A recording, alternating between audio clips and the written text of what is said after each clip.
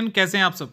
तो इंतजार समाप्त हो गया। CIA का स्पेशल ब्रह्मास्त्र लॉन्च कर दिया गया है ऐप पे।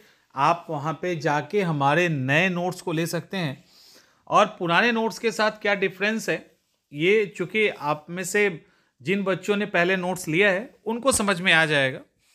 और भी बहुत सारी चीज़ें इसमें ऐड है और ये जो बदलाव है वो प्रीलिम्स के स्तर पे भी और मेंस के स्तर पे भी, यानी इस नोट्स के बाद आपको प्रीलिम्स के लिए कहीं और जाने की ज़रूरत नहीं होगी। इस तरह से इस नोट्स को बनाया गया है। एक छोटे से टॉपिक को हम यहाँ पे करवा भी देते हैं, आपको चीज़ें समझ में आ जाएंगी। नोट्स जैसा हो उसकी पूरी कोशिश की गई है। आइए देखते हैं। इंग्लिश में भी है, हिंदी में भी है। ये इंग्लिश में है, तो जिस तरह से हिंदी में एज इट इज़ इंग्लिश में भी उसी तरह से नोट्स है। क्वालिटी के साथ कोई कॉम्प्रोमाइज़ नहीं किया गया है। और मैंने फिर क्या, नोट्स को हमने नोट्स बनाया है और ये वो नोट्स होगा जब आप रेगुलर पढ़ाई करेंगे उस समय भी आपकी मदद करेगा, और जब लास्ट टाइम एग्जामिनेशन आएगा उस समय भी ये नोट्स आपको मदद करने वाला है। तो ये जो ब्रह्मास्त्र सीरीज़ है इसमें काफ़ी आसान कर दिया गया है और कन्फ्यूज़न कहीं भी नहीं होगा, इसकी पूरी कोशिश की गई है। जैसे हम लोग बात कर रहे हैं होम रूल लीग आंदोलन की। होम रूल लीग की शुरुआत कब हुई थी? कन्फ्यूज़न कई बार हो जाता है ना कि एनी बेसेंट ने किया था। यहीं पे आपका कन्फ्यूज़न दूर हो जाएगा कि तिलक ने 28 अप्रैल 1916 को, यानी यार यहाँ लिख दिया गया है, सबसे पहले बाल गंगाधर तिलक ने किया है। क्लियर? एनी बेसेंट ने 3 सितंबर 1916 को, तिलक के होम रूल लीग के बाद। तो ये बहुत बड़ा, नए स्टूडेंट होंगे उनको समझ में आ जाएगी कि यहाँ पे कितना कन्फ्यूज़न होता है, दूर हो गया। अध्यक्ष इसके जोसेफ बेपिस्टा हैं और उन्हीं फैक्ट्स को लिया गया है जिससे सवाल पूछे जाते हैं। सचिव की बात करें तो NC केलकर तिलक के लीग के हैं और जॉर्ज अरुंडेल एनी बेसेंट के लीग के हैं। जगह कौन कौन सा है? तो कर्नाटक, महाराष्ट्र में बम्बई इंक्लूड नहीं किया गया है। मध्य प्रांत और बड़ार, ये किसका इलाका है? तिलक जी का इलाका है, तिलक जी के होम रूल लीग का इलाका है। दूसरी तरफ तिलक के क्षेत्र को छोड़कर संपूर्ण भारत में जितने भी हैं, इंक्लूडिंग मुंबई, जो बम्बई उस समय था, उस बम्बई को भी शामिल कर लिया गया है। जो उनका क्षेत्र उसको छोड़कर सारा शामिल कर लिया गया है। प्रचार का माध्यम इनका मराठा और केसरी है और यहाँ कॉमनवेल्थ और न्यू इंडिया है, इसके द्वारा प्रचार किया गया है। VP बाडिया, मोतीलाल नेहरू, जवाहरलाल नेहरू, तेज बहादुर सप्रू, मदन मोहन मालवीय, जमुनादास द्वारकादास, उमर सुभानी, इंदुलाल याग्निक, ये आदि कई सारे जो समय के प्रमुख जो थे नेता, वो एनी बेसेंट के लीग से संबंधित थे। सवाल शायद पूछा भी गया होगा, अभी हम लोग वो भी देखेंगे। होम रूल लीग ने देश के सामने स्वशासन की एक ठोस योजना रखी थी। स्वशासन, स्वराज, और इनका स्वराज क्या था? तो ब्रिटिश सरकार के अंदर शासन करने वाला, यानी डोमिनियन स्टेट की बात की गई थी। होम रूल लीग के समर्थक 1916 के लखनऊ अधिवेशन में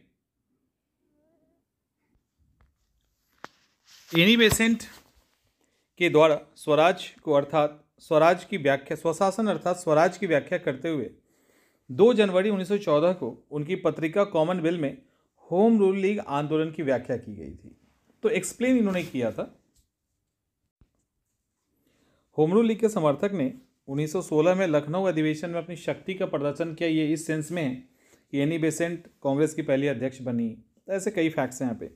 गोपाल कृष्ण गोखले की इंपॉर्टेंट है, सर्वेंट ऑफ इंडिया सोसाइटी के सदस्यों को ना ही होम रूल लीग में शामिल होना था और ना ही उनके किसी भी आंदोलन में शामिल होने की उनको अनुमति थी। एनी बेसेंट की गिरफ्तारी हुई तो उस गिरफ्तारी के विरोध में सर सुब्रमण्यम अय्यर ने नाइटहुड की उपाधि वापस कर दी थी। इंपॉर्टेंट फैक्ट है। और जब मॉन्टेग्यू चेम्सफोर्ड घोषणा पत्र होता है तो 20 अगस्त 1917 के बाद एनी बेसेंट ने अपना आंदोलन वापस ले लिया गया था, क्योंकि उसमें स्वशासन की बात की गई थी। एनी बेसेंट के होम रूल लीग का नाम all India home rule league था। इंपॉर्टेंट है, ये ध्यान रखिएगा। बाद में अप्रैल 1920 में जब गांधी जी को इसका अध्यक्ष बनाया जाता है तो गांधी जी ने इसका नाम बदल के स्वराज सभा रख दिया था, जो बाद में काम आया था रॉलेट एक्ट वाले में भी, उसके बाद भी। तो ये सारे क्वेश्चंस हो गए। इसके साथ तिलक, बाल गंगाधर तिलक का लीग, अगर दोनों के लीग की बात करें तो बड़ा मजबूत था, सारे नियम और कार्य को कठोरता से पालन किया जाता था। वहीं एनी बेसेंट का लीग कमजोर था। एनी बेसेंट के होम रूल लीग की शाखा को 3 व्यक्ति मिलकर भी खोल सकते थे। इस तरह की लचर पचर व्यवस्था इनकी थी। फैला हुआ ज़्यादा था लेकिन उतना मजबूत संगठन नहीं था। अब देखिए, इससे रिलेटेड अभी तक के जितना भी सवाल पूछा गया है, सबको अकॉर्डिंग टू कमीशन एक जगह कर दिया गया है। जैसे पहले यूपीएससी का देख लीजिए, निम्नलिखित में से कौन फेबियन आंदोलन का प्रस्तावक था? Answer Annie Besant. आंसर भी यहां पे दे दिया गया है, एनी बेसेंट क्वेश्चन है। होम रूल लीग आंदोलन प्रारंभ करने के लिए उत्तरदायी थी। थियोसोफिकल सोसाइटी की संस्थापिका थी। इंडियन नेशनल कांग्रेस की एक बार अध्यक्षा थी। 3 सवाल पूछा जा रहा है, आपको पता है बी तो कभी होगा नहीं और 2 नहीं होगा, तो ये तो गया और ये गया। अब ऑप्शन या तो 1 होगा या सी होगा, और सबको पता है कि इंडियन नेशनल कांग्रेस की एक बार अध्यक्षा बनी थी, तो इसलिए आंसर इज सी, ए और 1 और 3 यूपीएससी का है। वर्ष 1920 में निम्नलिखित में से किसने अपना नाम परिवर्तित करके स्वराज सभा रख लिया? Swaraj Sabha, all India home rule league, Hindu Mahasabha, south India liberation, ऐसे करके। तो आंसर इज ए। ठीक है, एक साथ हो गया। चलिए नीचे बिहार के क्वेश्चंस को देख लेते हैं। निम्नलिखित में से किसका योगदान और होम रूल लीग की स्थापना से नहीं था? क्या पूछा गया? नहीं था। तिलक जी तो थे ही, सुब्रमण्यम अय्यर भी थे, एनी बेसेंट थे, अल्कॉट साहब नहीं थे। एक्चुअली ब्लाटवस्की और अल्कॉट जो थे वो थियोसोफिकल सोसाइटी की स्थापना किए थे, जिसकी एक मेंबर एनी बेसेंट भी थी, तो इसको लेकर कंफ्यूज नहीं होना है। इसके बाद किस अधिवेशन में होम रूल समर्थक अपनी राजनीतिक शक्ति का सफलतापूर्वक प्रदर्शन कर चुके हैं? 1916। अब बीपीएससी चल रहा है। होम रूल लीग आंदोलन भारत के स्वतंत्रता संग्राम में एक नए चरण के आरंभ का द्योतक था। क्यों था भाई? क्योंकि देश के सामने स्वशासन की ठोस योजना रखी। आंदोलन का नेतृत्व गांधी जी, हिंदू मुसलमान, तो छोड़ दीजिए, ए इज आंसर, ये आपको मिल जाएगा। अब यहां पर हम लोग कुछ यूपी के भी क्वेश्चंस को देख लेते हैं। होम रूल लीग आंदोलन सर्वप्रथम किसने प्रारंभ किया? Answer is Annie Besant. Clear. प्रथम विश्व युद्ध के दौरान आंदोलन जो भारत में लोकप्रिय हुआ था वो कौन था? Answer is B, home rule league आंदोलन। वर्ष 1915-16 में 2 होम रूल लीग आरंभ की गई, नेतृत्व किसने किया? तो answer is a, Annie Besant और तिलक। एनी बेसेंट मुख्यतः संबंधित रही, किससे रही थी? तो बी, गृह शासन यानी होम रूल लीग आंदोलन। ट्रांसलेशन है, दिक्कत करेगा तो वो ध्यान रखिएगा। मुझे याद है कि जब इन गोपाल कृष्ण गोखले का जो सर्वेंट ऑफ इंडिया सोसाइटी है ना, उसके लिए कोई हिंदी वर्ड यूज कर दिया गया था, सर्वेंट ऑफ इंडिया सोसाइटी, और वो समझ में ही नहीं आया था, बहुत देर लगा, तब ध्यान आया कि एक बार इंग्लिश तो देख लेते हैं उसका। तो इसलिए इंग्लिश हिंदी दोनों को थोड़ा थोड़ा देखते रहिए।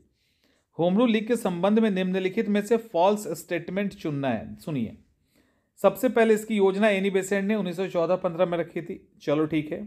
एनी बेसेंट का जो होम रूल लीग था महाराष्ट्र, कर्नाटक, मध्य प्रांत और बंबई तक सीमित था। तिलक का, मुझे लगा कि गड़बड़ कैसे हो गया, तिलक का, तो आंसर ठीक है। तिलक द्वारा स्थापित होम रूल लीग सबसे अधिक शक्तिशाली था, वो हम डिस्कस ऑलरेडी कर चुके हैं। और तिलक और बेसेंट के मतभेद के उपरांत दोनों लीग बनी रही। ठीक है, ओके। इसको एक्चुअली में इसको ठीक थोड़ा सा ठीक करना है, बस उसको मैं भी कर दूंगा। इसका उत्तर आयोग द्वारा नहीं दिया गया है, राइट। इसका उचित उत्तर डी होगा, ये गलत है, डी नहीं होगा, क्योंकि तिलक और एनी बेसेंट के बीच कोई मतभेद नहीं था। ओके, इसको अगर एक सेंस में लिया जाए, ठीक है, इसको एक सेंस में अगर लिया जाए तो ठीक है कि तिलक और एनी बेसेंट के बीच में कोई मतभेद नहीं था, ऐसा एनी बेसेंट नहीं कहा है, क्योंकि एनी बेसेंट ने बोला कि हमारे कुछ समर्थक तिलक को और तिलक के कुछ समर्थक हमें पसंद नहीं करते हैं, इसीलिए हम दोनों का लीग अलग अलग रहेगा, उनके बीच में कोई विवाद नहीं था, तो यही लिखा गया है। तो आंसर इसका कंफ्यूजन वाला है, इसीलिए इसको हटा दिया गया था। बट अगर होगा और मजबूरी होगी तो आंसर डी होगा। निम्नलिखित में से कौन होम रूल लीग आंदोलन से नहीं जुड़ा हुआ था? तो CR दास नहीं थे, बाकी सारे थे। तिलक और एनी बेसेंट द्वारा बनाए गए होम रूल लीग को एक में मिला दिया गया। इसका आंसर भी नहीं दिया गया है, क्योंकि तिलक और एनी बेसेंट का होम रूल लीग आंदोलन नहीं मिला था, दोनों अलग अलग था। बाद में जो एनी बेसेंट का अखिल all India home rule league था उसका नाम वाम बदला गया, तो इसको मिलाया ही नहीं गया था। तो ये इंपॉर्टेंट है। तो हो गया ना, एक नोट्स, कहानी खत्म। इसीलिए ये ब्रह्मास्त्र सीरीज है, ये सिर्फ नोट्स नहीं है, ब्रह्मास्त्र है।